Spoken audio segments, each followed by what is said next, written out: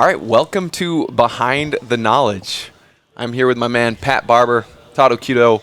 This is a show where we are going to go behind the coaching knowledge that shows up on the platform of the knowledge and gets to know some of the best and brightest in the space as far as coaching is concerned. Welcome to Behind the Knowledge, a best hour podcast where we dive deep into the lives and stories of inspiring coaches from all walks of life. The two hosts of this show are me, Pat Barber, and my good friend and fellow coach, Todd Occhiuto. Each week, we'll sit down with the most amazing coaches we can find, uncovering their unique paths, the challenges they've faced, and passions that continue to drive them. Whether you're a seasoned coach, an aspiring one, or simply somebody who likes listening to stories of how people achieve the success that they have, this podcast is for you. So sit back, relax, and get ready to be inspired by the powerful stories and insights from the world of coaching. This is Behind the Knowledge. Let's jump in.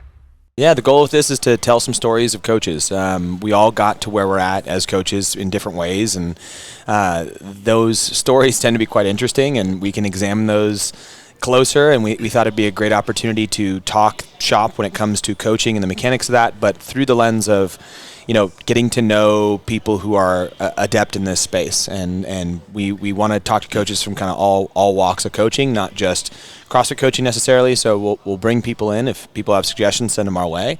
But we just want to kind of tell stories and also talk about the mechanics of coaching. Yes. Yeah. This first episode, we'd figured we'd talk to each other, interview each other, kind of get each other's stories, because I have no idea who Todd is. Other than the fact that I know he grows facial hair that looks like a catfish, I do not know much about his actual background and history. I have actually seen him coach recently because we got him in the knowledge. So if you want to see Todd's classes, he is legit. So I will give him that. He actually has capacity in coaching. But yeah, let's look. That was such a nice compliment for you to give to me. Well, I do what I can.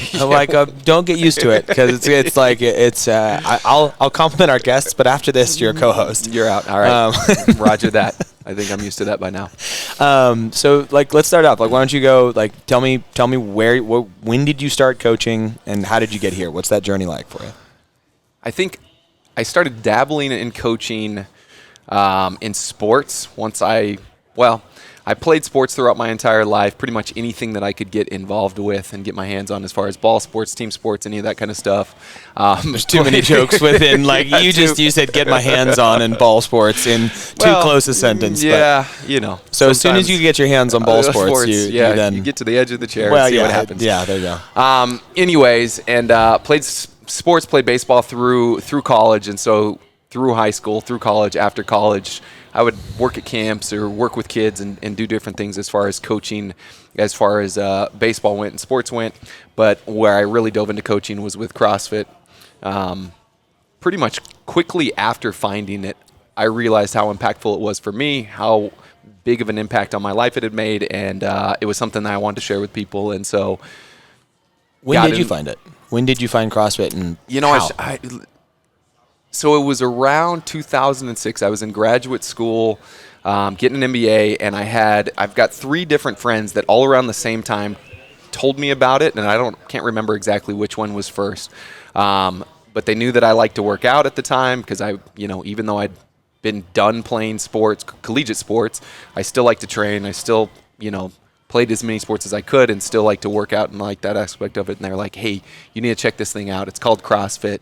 I know you like to work out. I know you like to train. You'll really like this thing. And so I started looking at the website and dabbling with it and had no idea what it really was, right? So you see this thing, I'm like, I don't really get it. I can remember, I think the first time that I ever did Fran was on the campus or in the campus weight room, but I was with 2 of my buddies. I'm like, hey, there's this workout. This is the workout for the day. We're going to do this thing together. Here's the way we'll do it is we're going to do 21 of these thruster things. Let me show you what that looks like. And then you'll do 21, and then he'll do 21, and then we're going to go over and do pull-ups, and I'll do 21, you do 21, he does 21, and then we'll do 15s. And so we just did that thing, and it was like, all right, cool, let's go do the rest of our workout, because that wasn't enough. Yeah. So I had no idea what it truly was. And so I'd started dabbling with it then and playing with it. And then I think I'd hurt my ankle really bad playing basketball and couldn't train for a while. And by the time that had healed, I had moved to Charlotte, North Carolina. And I was like, you know what? I'm I was kind of burned out on the training that I was doing before, and I was like, I'm just going to do this CrossFit thing, do whatever the website says, and started doing it at the time I think it was a Peak Fitness, something like that. And so I'd go over there, and I still didn't understand the program or the concepts.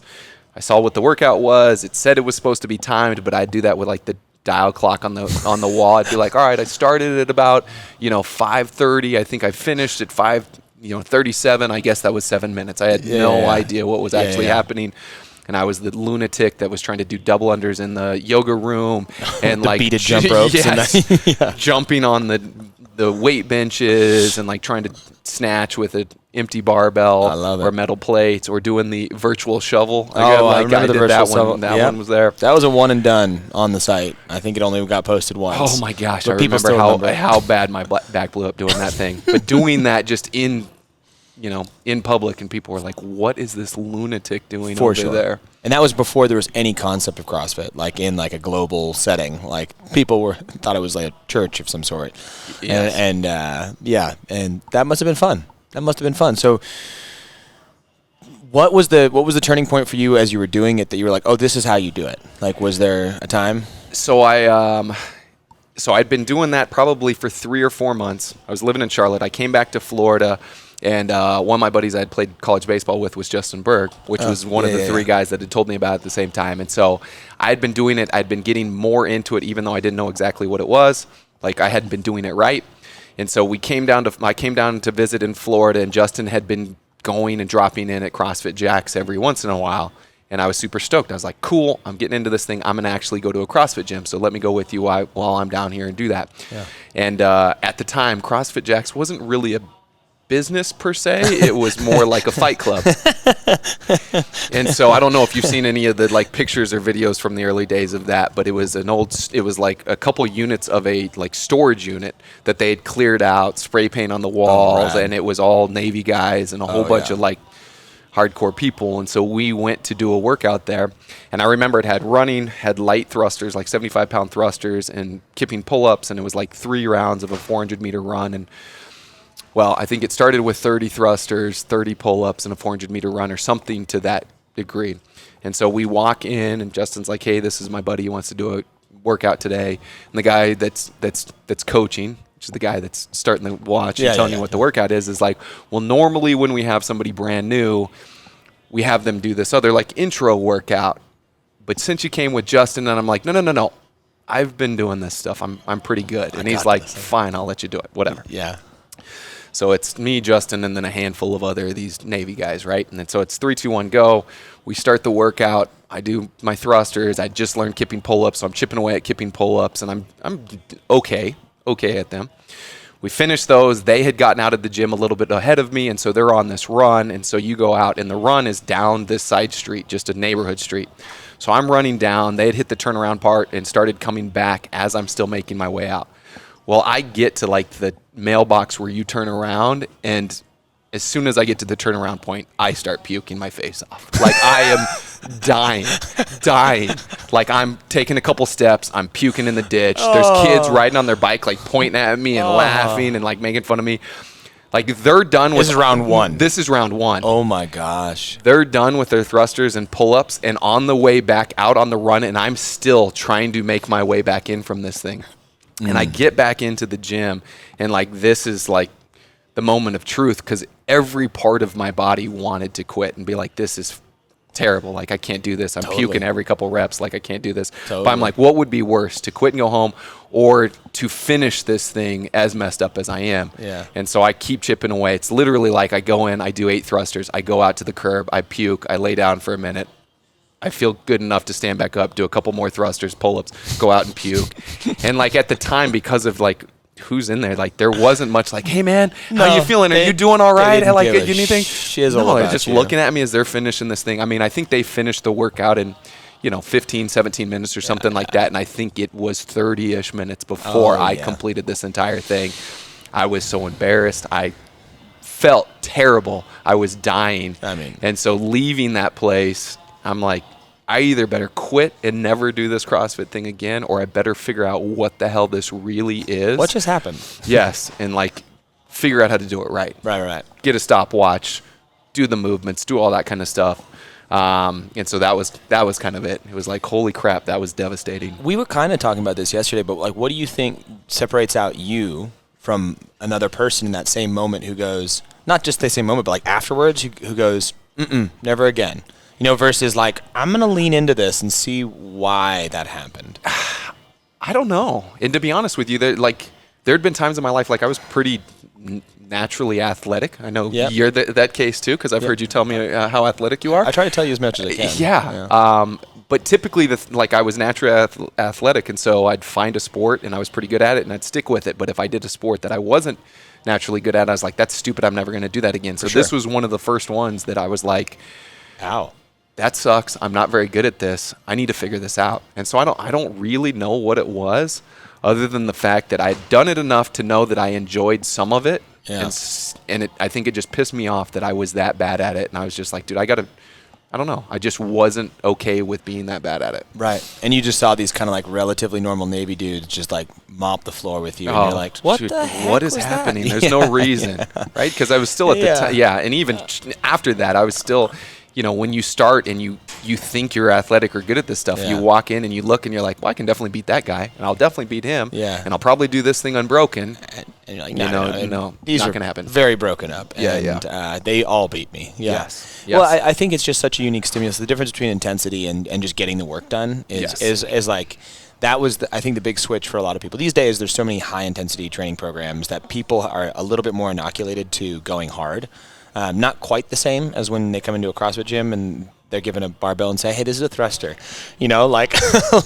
What's funny is because of my athletic background and playing college sports, is I had worked with some trainers that had trained professional teams in the off season and things like that. And we had done some high intensity training. Like I can remember doing interval stuff where I'm doing heavy back squats right into high box jumps and stuff like that. And when I'm in the environment where I'm competing with other people and there's a coach there giving me stuff, I had messed myself up that bad other times. Right. Like being in a gym doing just interval stuff and made myself puke and not be able to move. Right. Because I wanted to win. Yeah. And I knew what a gas pedal was, because every sport that I played was go really, really hard for about 5 seconds and then rest for 9 minutes and then go really, really hard again for 5 seconds. So, yeah. Well, that's awesome. Okay, so you do that, you go there, then how do you get into coaching from there? I think it started to transition to the fact that once I got into it and I started learning more about it, I became obsessed with it, and just the impact that it was having on my life in general, it just gave me this whole different perspective. I was really looking forward to it. I could see all the things that came along with the program as far as nutrition, and wanted to sleep better and do all this stuff so I could perform well and feel well, and it all made such logical sense to me. And it was at a point in my life where I was so uncertain of what I was doing. Everything else had been laid out for me. Go to school, go to high school, go to college, and then once you get done with college, you're like, I don't know what's next. Gone to grad school just to delay time, and gotten a really good job, but I didn't really like it and wasn't sure what I was going to do with it. So because I was so uncertain, and this felt like certainty because of what it was doing for me, I was like, this is so badass. This is so powerful for me. I want to share this with other people, and I want to be a part of it as much as I possibly can. So I think that's what got me interested in coaching it, and got me interested in the level 1. And it just so happened that at that time, with the company I was working for, I was able to transition back to moving back to Florida to work with them. And Justin was opening a gym at the time, and like anybody that's brand new affiliate owner opening a gym that doesn't want to have to coach every single class, he was looking for coaches, and I was like, man, I really like this stuff. I'd be happy to coach. And we were able to make an exchange at the time where I moved in with him. I was like, hey, I'm going to rent one of your rooms, and I'll pay my rent by coaching at your gym. Okay. So yeah, I started doing it, or I went and got my level 1 as soon as I'd moved back to Florida. Got that, and then just started the process coaching at his gym. And how effective were you when you started? Oh, I was curious. What was your style? What were your bumps and hurdles along the way? Well, the cool thing with that is that what was interesting is in Charlotte, I'd started going to an affiliate up there, and it was kind of like, I would say, a lot of the gyms at the time where it was, here's the workout, go ahead and warm up. Here's the CrossFit warm up. And if it looks like you're kind of doing the movements all right, you can go ahead and do it, and then I'll start the clock and you'll do the workouts, right? So I didn't really experience much coaching, I mean, so I wasn't sure. That was just East Coast gyms. West Coast gyms were actually just we were a little bit more coaching them advanced. We were coaching them up. We were Yeah. we were doing stuff instead Okay. of just letting people throw it. Yeah, but it's Throw it okay. down? You Yeah. guys, you spread the sickness across to the West Coast at one Yeah, point in time. that's what it was. Not always your fault. But when I went and started working with Justin, like Justin was obsessed with what he had seen and learned and experienced at the level 1. He's like, I want to do it like that on the West Coast, which he probably did. He probably did. Yeah. Anyways, and so his was like, hey, these are the 9 movements, and I started like a lot of new coaches do, where you start teaching the foundations classes, and it's like these are the 9 movements you're going to teach, and these are the progressions, and these are the things that you need to teach. And I was still a little uncertain. I'm like, I don't know that. Who cares how well people move? And in fact, I remember asking, I think it was Drew Thompson, who was the flow master at my level 1. Oh man, I miss Drew. Man, yeah, I remember like after this, I think it was either after the squats lecture or the squats group, I walked up to him and I'm like, hey man, this is really, really cool, but what if you've got a bunch of athletes at your gym that just, want to work out together, have fun with each other, and don't care about having the world's best air squat? Like, what do you do then? And he's like, well, it's your job to make them want to have the best air squat, or at least to make them have the best air squat. And I was kind of like, I didn't really get it, but I was like, oh, okay, I guess that's it. But then because that's what Justin was after, needed his facility, and I'm like, all right, I guess that's how I'll do it. So fortunately enough, I started using the progressions from the level 1 and teaching all the stuff of the 9 movements. Right. And so I can still vividly remember like nearly choking people out trying to teach them a PVC front squat. No, I'm pretty sure your elbows need to get higher. Yeah, just higher. leave it there. Leave them up. No, push it down up. more. Yep. Why are you purple? Like, just You're squat. okay. Hold that bottom position. Hold your breath. Yeah, exactly. So not very effective, but I at least was doing some of the things that would lead to becoming a more effective coach. And because I was working with brand new athletes that had no idea what they were doing, I was able to start to figure it out a little bit. You get to slug it out in the trenches, Yeah. That was such a good learning place for all of us of like, hey, find some members, bring them in, try it out. You don't know what you're doing, but like that's cool. Like, man, I have not thought about Drew Thompson in so long. Yeah. That guy put me in my place one time, like, but he would always do it with a smile, like, because I worked under him. Like, I would teach a level 1 randomly, and he'd be the flow or something like that. There. Yeah. And he set me aside one time and was just like, "Hey, man, like, you're pretty good at what you do, but you're not even close to what you could be, and like how you interact with people needs to adjust," and just sat me down. And he's a nice guy, like, he carries himself with a lot of structure and dignity, like I would say, and he asked a lot of me as like a 21-year-old man. Like, I was young at the time, and he just laid it out, and I was like, okay. I picked that up. Like, I want to say my only interaction with him was at that level 1. I don't think he might have been at a level 2 that I was either a test subject at, or I don't think he was at the one that I participated in back then, the old school level 2. But yeah, I picked that up from him, and I want to say that he talked about like the Dale Carnegie golden rules, and there's a little handbook of that thing, and I still have that, and we read the books because of him mentioning that, and that the amount of impact that had on my ability to interact with people and coaching and all that stuff. So good dude. Yeah, okay, for sure. So then how'd you get to where you are now, and where are you now? So like, what's the next couple steps? Like, so you're coaching at Justin's gym, you're doing the stuff. Yep. And I become obsessed with coaching and mechanics and having people do it right. We've talked enough to know that your perspective was always like, well, if people have a good time, I can figure out how to learn the mechanics and get them to do that right, and they'll come back and that kind of stuff. Kind of. My original perspective was actually the other way around. Tell me more. Why don't we, before I tell you where I go next, why don't you share how you got started in this whole thing? Well, in coaching, I can say where I got started. So I got started coaching I was a volleyball coach first. So I graduated high school in 2004, went down to college, was there for like 2 months, and was like, I hate this. So I came back home, and my old high school that I just left needed a volleyball coach. No way. And they were like, can you come up and coach? And fresh out a year out of high school? Fresh a year out of high school. These were like my peers that were on my team the year before. Yeah. But we had a party, you know, like it was great. Like, so I came back and I was like, yeah, dude, I'll coach. Let's do this. And it was really fun. We had a really great team, and so I knew the game really well. And I was doing CrossFit at the time. So like I had started CrossFit in 2004. And so this was 2005 now. And so I had been doing CrossFit, and I was going to the local gym. I was going to CrossFit Santa Cruz. Tony Budding was my coach. A guy named Hollis Malloy was my coach, and Danielle, his sister, were my coach. They took this 4 o'clock class that I would always go to. Yeah. I didn't have the money to afford it, so they said I could pay $5 a class. And I was working in a restaurant at the time, so I'd get my tip money and I'd come in. I'd pay my $5 a class, and I that was rad. It allowed me to do CrossFit. But then I would also coach volleyball, and I knew the sport of volleyball really well, and I knew, how to do it. So it was just communicating it to the others, how to build repetition across patterns and see stuff, and you start pretty ineffective at it. But I wanted to train those guys all in, so they'd be fitter. So I kept on bringing CrossFit up. Okay. And it wasn't so much coaching, but I knew I had some basic standards from what they told me what to do. And I would just take bodyweight workouts because we had pull-up bars and stuff, and maybe some dumbbells here and there. But I had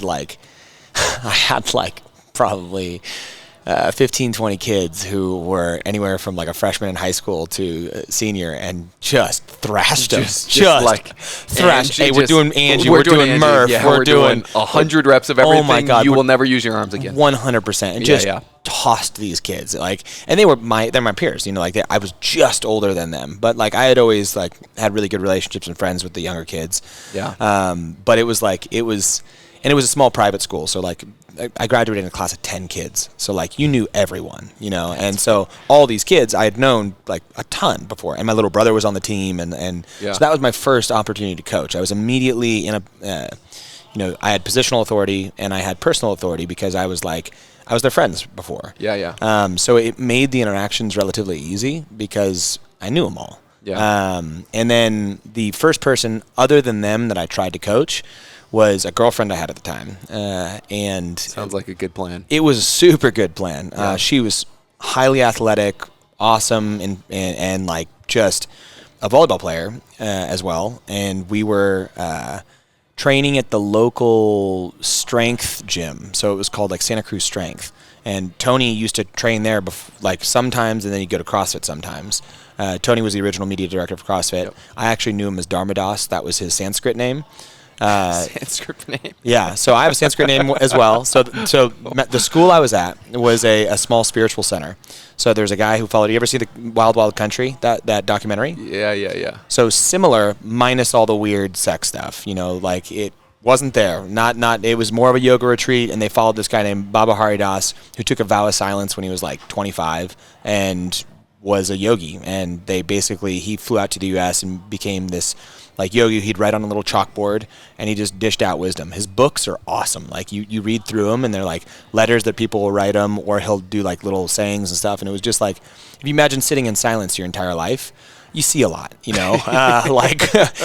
you don't know what that's like at all. I don't know what it is. Not at all. But a lot of his tenets were really awesome. They centered around hard manual labor was part of his thing that he thinks humans need. Yeah. So up at that high school, you get in trouble, you're on rock crew, and rock crew is you're building rock walls. Oh, your fingers hurt? Now your back's going to hurt, right? Exactly, 100%. And as a young man, that was super necessary for me to get, because I got in trouble all the time. Yeah. And then it'd be hey, guess what? You're washing dishes for the community, because there's a community, and then there's the school that was unattached from the community. Okay. That it grew from the people who lived on the community, which was 300-acre property in the Santa Cruz Mountains.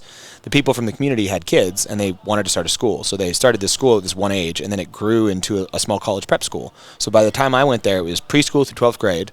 Yeah. There was 170 kids, and the teachers were all ex-NASA engineers. Wow. And these people who followed this Baba Haridas guy, but it had a creative, a very community-oriented creative, what's it called? Just the program was centered around creative expression. the day for day one of school, you have to stand up and sing a song a cappella in front of the rest of the school. Yeah, That's day one of middle school, and you sing it in front of all of the high school, the middle school, and it's I'm out. volunteer. You don't get told to go up. You just sit in a silent room until one of the kids decides to stand up. And you do that until everybody's done? You do that for a full week almost until everyone's done. So by the end of that, you don't give a shit about standing in front of people. So this school was a pretty cool place. Like, it was very unique, and I loved it. But Tony Budding was a teacher there. Yep. So Darmados at the time. Nicole Carroll was a pottery teacher there. Oh, okay. So Nicole Carroll taught me pottery there, and Tony and Nicole were dating. Okay. Tony wanted to learn how to do CrossFit. Well, no, he wanted to learn how to clean and jerk because he heard it was good for volleyball, and that was the team that we had. Yeah. He Googles clean and jerk Santa Cruz, CrossFit Santa Cruz pops up. He meets Greg, sees that Greg is preaching some amazing stuff. Yep. And Tony is like a puncture guy. When he goes in, he goes all in. Yeah. He took a vow of silence for 5 years or something as well, and took a vow of celibacy for 10 years too. So he goes deep. Yeah. So he goes deep in CrossFit, and he sees what Greg's doing, and Greg's doing this, and he's like, the world needs this. And he starts the CrossFit media. He learns how to take photos. He learns how to take video. He starts filming stuff up. He puts it on CrossFit.com. Yeah. So that's where CrossFit goes from just a workout on page to photos and videos and maybe courses and stuff like that. And so that was my old teacher, and he's like, hey, come in and do this CrossFit stuff. And I was like, cool. Did he ask all the students or just you? Well, it was the volleyball team. Okay, so I was on the whole team. Okay, I got you. So I had done it in 2004 when I was on the team. Yep. And just he'd bring it up to the school. My first workout was the Inman Mile. Yeah, I remember saying that. That's a good start. Oh my God. That's a good start. The Inman 400 feet, and then I'd put the bar down. Dude. Anyway, so I do go off to college, come back, and I'm training. The first coaching experience I had was training the volleyball team. Yep. So I was just thrashing them. Which was super fun, and relatively effective. But the girl, Tony and I were training at that gym. I met a girl, we were dating, and she wanted to learn this CrossFit stuff. So we go to the gym, and she was the first person I taught outside my volleyball team. Yep. That was so bad. Dude. So bad. The inability to get her to move well. I remember it to this day just being like, why can't you do this? Just do this. Just like this. What do you do? It was just so frustrating. I could not convey. Especially people that are you being athletic that can probably naturally just pick things up and do it and like this and figure it out. Totally. And not having to piece together in your own brain how to figure out where to put your body to do this. Yeah, it's no chance. Dude, it was mind-numbing. I was and then she was getting pissed off. Oh, I can imagine how upset you were, and then in turn how upset she was. I was confused. I wasn't that upset. I was just so confused. I'm like, how can you not do this? I was like, how can you not do this? This is not that hard. No, just like this. Let me show you again. Like this. No, like this. It was wild. Anyway, so that was my first new person coaching experience. It did not go well, but I eventually, I didn't coach then. I didn't have much interest in coaching CrossFit. I just did it as a training program. And I was working at a restaurant full time, and I ended up quitting the restaurant over some random stuff. But it was I was working in room service, and I had this magician. Swear to God, he was a boss who was also a magician, and by design, magicians are liars. That's what they do is they lie and they cheat. This guy was the epitome of that, a liar cheater. All I can think about is Friday and Craig getting fired on his day off. You got fired from the restaurant, didn't you, for stealing boxes on your day off? Didn't No. you? No, but this dude was a straight up liar. Great magician, straight up liar, and just did this stuff. And I got to the point where I was like, I hate this. I hate working for you, you piece of crap. And room service is a great gig. You deliver, you sit in a corner, you deliver stuff. It's got an 18% tip built in. I was making $150 a day in tips and delivering 3 orders, and getting paid to do so and working in a restaurant. It was super fun right on the coast. But I quit that, and I was driving by CrossFit that day, and I hadn't gone for a little while. And I pull in, and Tony's working out. He's like, hey, Pat, you want to work out with me? I was like, sure, dude. So we did Carabelle. Dude, Karen. Yes, I know what that is. We've got that on our annual benchmark this year at the gym. Destroys me. We've done it. I've done it twice. I hate it. My 1 rep max snatch was 145 pounds at the time. So you can do it RX. 135. You can do it RX. Yeah. I weighed like $150. Yeah. And Tony's like, you'll be fine. And I hated wall ball because I was like a short little kid who hadn't squatted much. And it was like, all right, dude. And Tony at the time was like 220 pounds and like was fine at moving. And he just thrashes me in this. And I'm trying to keep up with him. And I'm doing singles and I'm just slugging it out. And I don't even know how to move that well. Like, it was brutal. Dude, but so hard. Finished and it was terrible. And afterwards, Tony's like, hey, what are you doing these days? I'm like, oh, I just quit my job. And he's like, oh, do you want to, like, we're looking to have someone help film and do this filming stuff. And I was like, film what?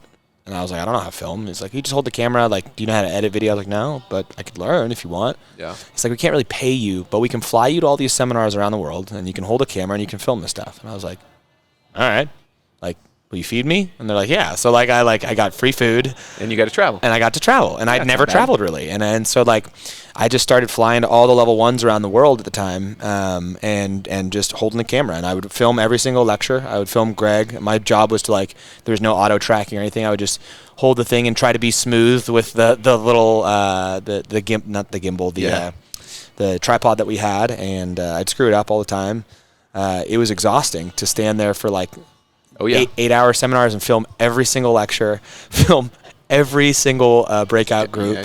And then my job was to go back and sort through all the footage and find like a nugget, he called it. So you could put it on .com, right? So I'd watch the coach deliver it, then I'd watch it again, then I watch it again, then I watch it again. I make it smaller and smaller. If you've ever edited video, it's just like, how can you keep refining it to finally make it something you can put out there? Yeah. So I saw thousands and thousands of hours of coaching and got to see so many seminars and all the different iterations and all the different people and all the different like styles of cueing. And I just like, eventually I was like, I could probably do this. Like, can I coach? And they're like, sure. So you got to go to your level 1. I was like, I've been to like 30, like 40 of these seminars. Like, what do you mean get my level 1? They're like, you got to go as a participant. I was like, fine. So I went as a participant. It's great. Then CrossFit Santa Cruz, the original one, split into multiple gyms. So it was just one, but then Greg left. He moved because he was doing some travel and he was going to shut it down. So everyone kind of broke off and started CrossFit from CrossFit Santa Cruz, CrossFit North Santa Cruz, CrossFit Santa Cruz Central, CrossFit Santa Cruz, and CrossFit West Santa Cruz. Okay. So they all split into like 5 different gyms. And CrossFit Santa Cruz, with the original name, my original coaches, Hollis and Danielle, they and Greg Amundsen and Mally Amundsen, at the time, they went and did that. And I was like, all right, let's do it. And I was like, can I coach? And they're like, we don't really have room in the schedule, but if you want to start a 3 o'clock class, you can. And I was like, okay. So I started a 3 o'clock class. And I started with one member. And then invite their friend. He paid me in Superman checks. He's still a good friend of mine. Oh, and Superman was on the check? Yeah. Oh, and then nice. I got another and another and another, and then eventually, over time, got enough of those. And Superman checks got me into coaching more. And then you could feed your POG addiction, huh? I could feed my POG. Well, it was Magic the Gathering at that time. I got you. But so then eventually I coached enough to where I was like, I want to try this because I was still filming seminars. I was like, can I get on seminar staff? And they're like, yeah, go take this level 2. And I was like, all right. So I went and took the level 2, and I passed the level 2. First time doing it? First time doing it. You're so ahead of the game, though, because you know that these movements need progressions. Oh, my God. I was so ahead of the game. Like, you know the person that you're going to bring in the middle. That's what's still amazing to me is at that level 2, you ran it like it was a circle of a level 1. Yep. And there was no examples of this. Yeah, watching the groups, I'm like, I know that's the person I'm going to bring in. Yeah. Like, who would ever do this? Why is that evaluated with your coaching? You'd never do that at gym. Yep.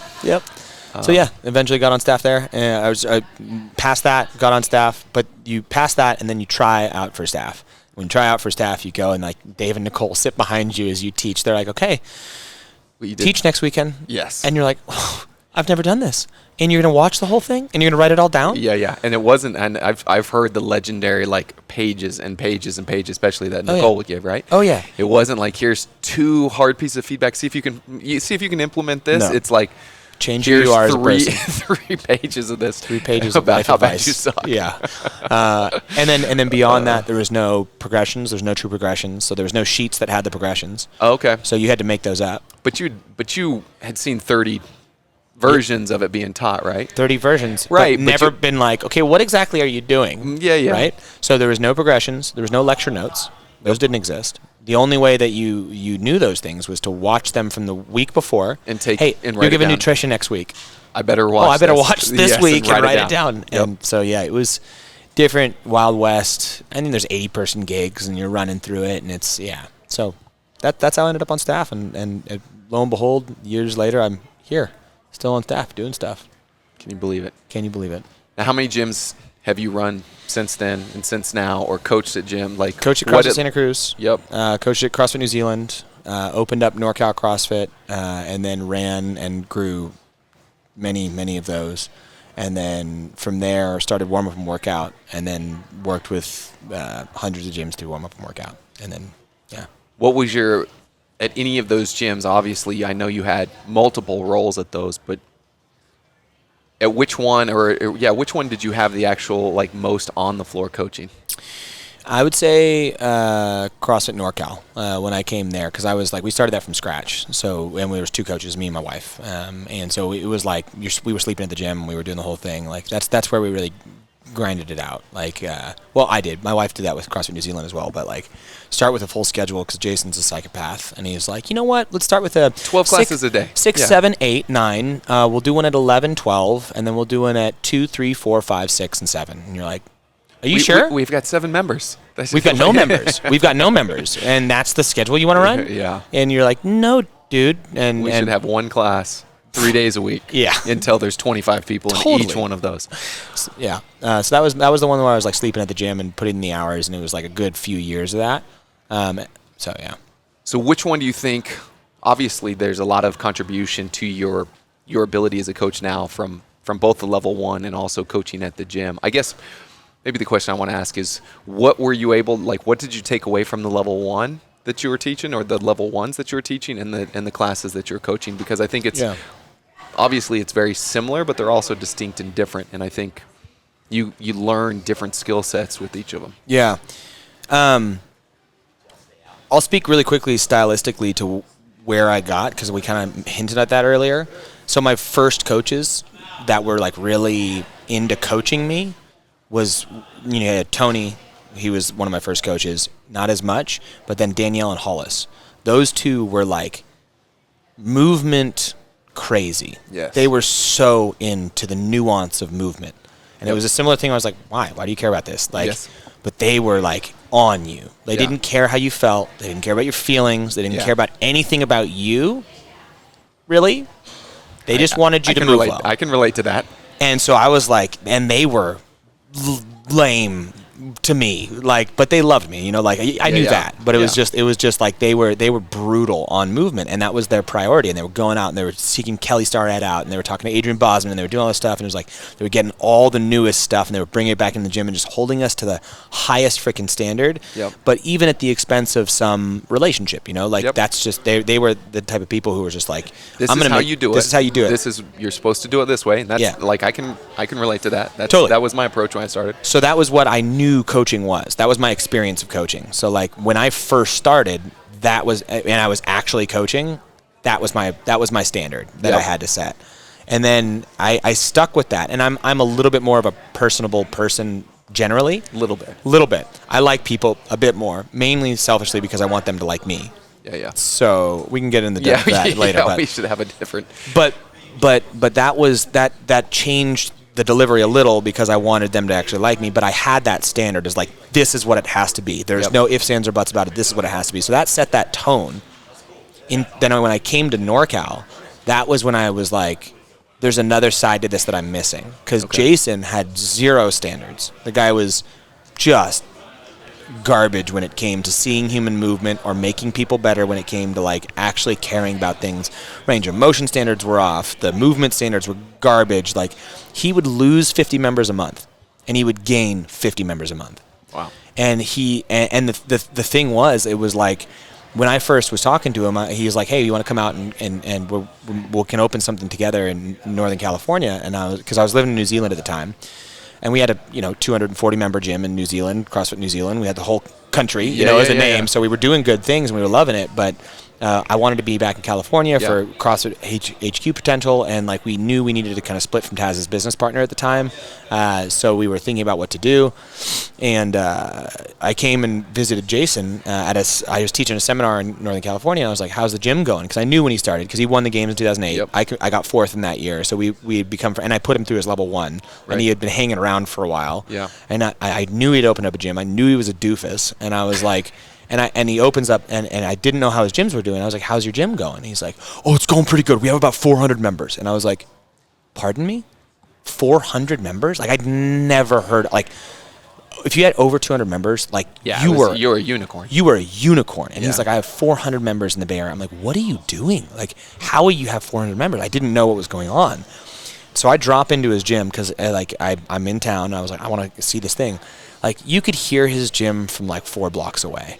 Just a dance party. Like, you had the music cranking, barbells dropping everywhere. You walk inside, so dirty. Everything is filthy. Like, he had this facility that had it was carpeted. He didn't pull the carpet out. He just put the rubber over the carpet, and he would mop the rubber over the carpet so the water just would go into the carpet, and it was like mold in between the thing. No organization of gear. Stuff's everywhere. Everything's broken. There's blood on everything. Like, and it was just this dance party. And I walk in, and there's a 40-person class, and I'm like, what the hell is going on? Yeah. And he's just walking around and vibing, and everyone's moving like garbage. And I'm like, this is not what it's supposed to be. no, but I was like, how is this so successful? Yep. And it was because people just loved being there. They were like, this is a party, and I want to be a part of this party. And I was like, that's incredible.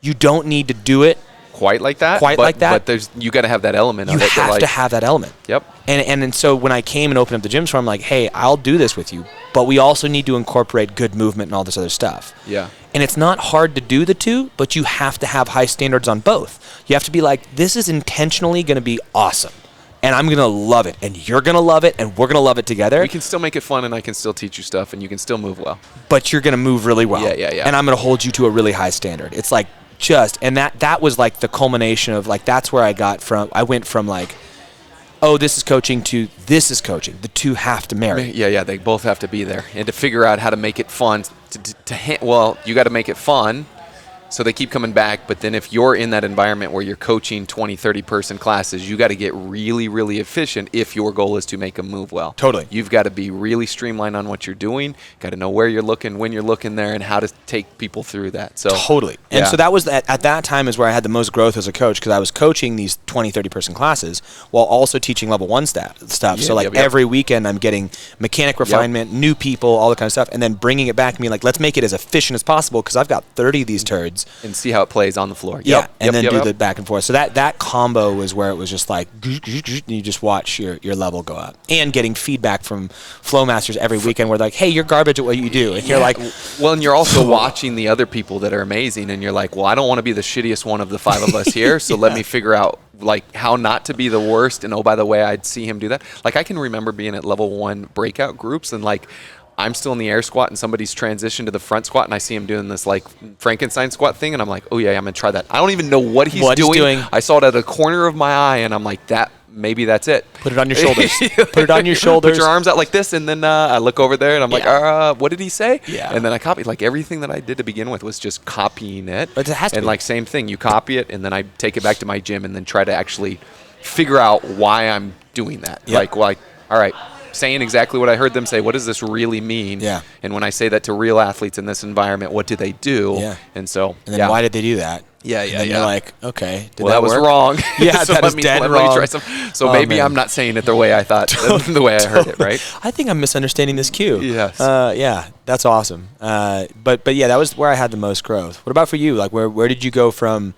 Like, where do you feel like in your journey you started to like really level up? Like, I think it was that same time where I transitioned. Like, I was coaching at Justin's gym once.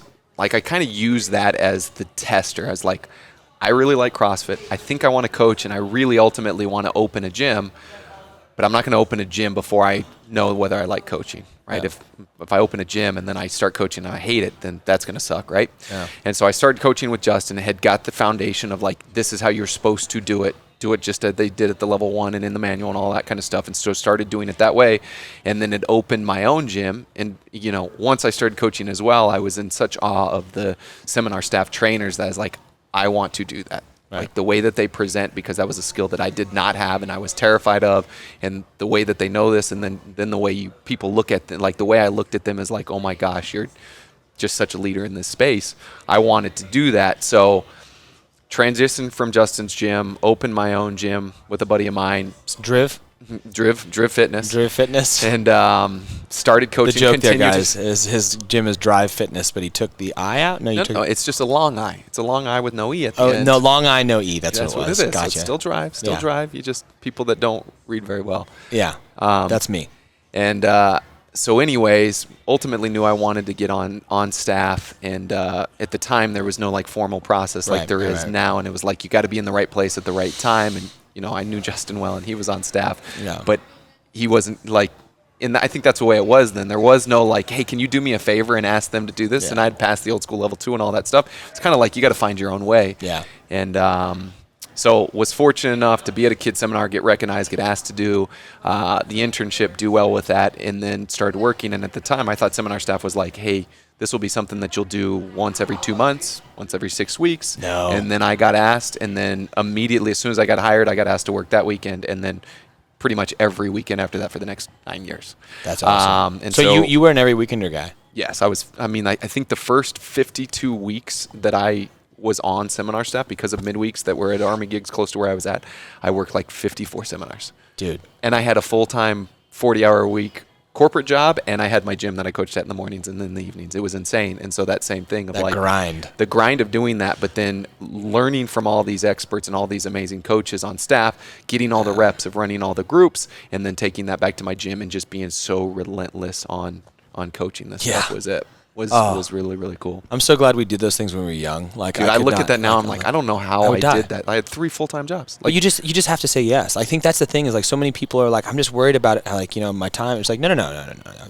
You can do that if you've got like a family and kids and stuff. Like, you can be like, okay, I'm going to be a little bit more selective of how this goes. But at that time, it was yes. At that time, you say yes. Like, you say yes, you put your head down, and you just, that to me is the definition of grinding, and what I think some people need just a bit more of. It's like, I'm not good. It's like, you've been doing this for 6 weeks. You're not going to be good. You're not going to be good. But what's great now is we can articulate some of the nuancy points that we're trying to get. Like, as we evolve as coaches, like, you can get more skills faster because we can refine the delivery of our development. Exactly, and we can give those tools to everybody else. And that's what we try to do with the knowledge. But at the same time, there is a sense of like, you do just have to go do it. Like, you have to go do it. You have to put your head down. You have to have some times where you're like, this just sucks. Like, I'm getting up at the 6 a.m. at the clopening, the classic clopening. I'm closing, I'm opening, and I'm doing it every day. I'm doing it for a while. I'm doing it while I'm tired. I'm doing it while I'm fresh. I'm learning something new. I'm being really excited about it. I'm getting drained. I'm like, you have to do those times. Ideally, I think what people can hopefully get is like external feedback. That was something that you and I both had. That a ton of. That is unbelievably valuable for your overall continued growth, because you can find yourself stagnating if you don't get somebody else from the outside being like, hey, you kind of suck at these things. And ideally, they don't necessarily say it like that, unless that's what you need. But like, that's the reality, is like, you do kind of suck at things, and you need someone to be like, hey, I'm looking at it from this perspective. You see these 7 people you didn't see? You need to look at these 7 people. And I think that gives you perspective to hold yourself accountable too, because it's like, you need external feedback, but then you also need to have that internal drive to be like, no, I need to be better. Internal driv. This is a long episode, so what we got to do is we got to go. We'll end this, and then we'll probably do another one where I want to hear your coaching story, and then like your favorite coaching story, and a few others. So yeah, cool. All right, man. Thanks for checking out this episode of Behind the Knowledge. Now, if you want help developing your coaching and to learn from us directly, check out the Knowledge Pro. There we host live calls with our coaches every week where we discuss content together and work on skills to improve our on-the-floor coaching ability. To learn more, you can head over to besthouroftheirday.com/the-knowledge. And if you found this content helpful, we're going to be releasing new episodes every week, so subscribe to the podcast and share it with a friend. Thanks again for listening, and we look forward to seeing you again next week.